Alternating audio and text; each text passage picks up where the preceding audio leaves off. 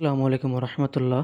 তো আমাদের ছাদ বাগানে আমরা কিছু গাছ লাগিয়েছিলাম, যে গাছগুলো আর কি এখন বড় হয়ে গিয়েছে। তো কী গাছ লাগিয়েছিলাম চলুন আপনাদের সাথে বলি। তো আমাদের ছাদ বাগানে আপনারা জানেন যে বিভিন্ন রকমের ফল ফলাদি গাছ আছে, তো তার সাথে আমরা সবজি চাষ করে থাকি মাঝে মাঝে। তো তারই সুবাদে এবারে আমরা কিছু সবজি চাষ করেছিলাম। তো আলহামদুলিল্লাহ, যেহেতু বৃষ্টির সময়, তো বৃষ্টি পেয়ে গাছগুলো এত সুন্দরভাবে বেড়ে উঠছে, আসলে সেগুলো বলার বাইরে। অল্প কয়েকদিনে গাছগুলো অনেকটা বড় হয়ে গেছে। তো আমরা যে ছাদ বাগানে এখন যে গাছগুলো লাগিয়েছি সবজি গাছ, সেগুলো হচ্ছে খেরা গাছ আছে। তো খেরা গাছ আলহামদুলিল্লাহ আপনারা দেখতে পাচ্ছেন যে খেরা গাছ, তো খেরা গাছের পাশাপাশি আমরা এখানে বরবটি গাছ দিয়েছি, বরবটি গাছের পাশাপাশি সিম গাছ দিয়েছি, সিম গাছের পাশাপাশি আমরা কুমড়ো গাছ দিয়েছি, কুমড়ো গাছের পাশাপাশি আমরা লাউ শাক দিয়েছি বা লাউ গাছ দিয়েছি, এবং তার পাশাপাশি আমরা হচ্ছে পুঁই শাক গাছ দিয়েছি। তো আলহামদুলিল্লাহ আমরা অনেকগুলো গাছ রোপণ করেছি, যার কারণে আমরা মোটামুটি প্রতিদিনই এখান থেকে আমরা শাকসবজি পেরে আমরা রান্না করে খেতে পারি, যার কারণে আমাদের কষ্ট অনেকটা কম হয়ে যায় বা বাজার খরচ অনেকটা কম হয়ে যায়। এটাই হচ্ছে আমাদের প্রধান লক্ষ্য, আমরা যেন প্রাকৃতিকভাবে উৎপাদিত আমরা নির্ভেজাল সবজিগুলো খেতে পারি, যার কারণে আমরা শ্বাস বাগানেও ফল ফলাদের পাশাপাশি শাকসবজি চাষ করে থাকি। তো আলহামদুলিল্লাহ দেখতে পাচ্ছেন।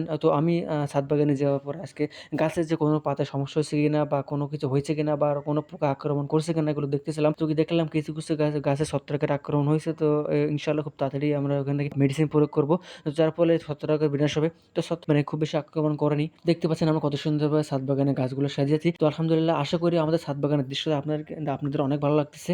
এই ছাদ বাগানে আমরা মাচা সিস্টেম করে দিয়েছি, কিছু কাঠ মেরে দেন নেট দিয়ে আমরা গাছগুলোকে উপরের দিকে পাঠিয়ে দিচ্ছি। উপর দিয়ে নেটের চারি সাইড দিয়ে মানে নিচ দিয়ে উপরে দিয়ে মোটামুটি নেট তৈরি করা আছে, মাচা সিস্টেম করা আছে, যার কারণে আমরা গাছগুলো বড় হয়ে গেলে আর কি মাচা উঠাই দিব।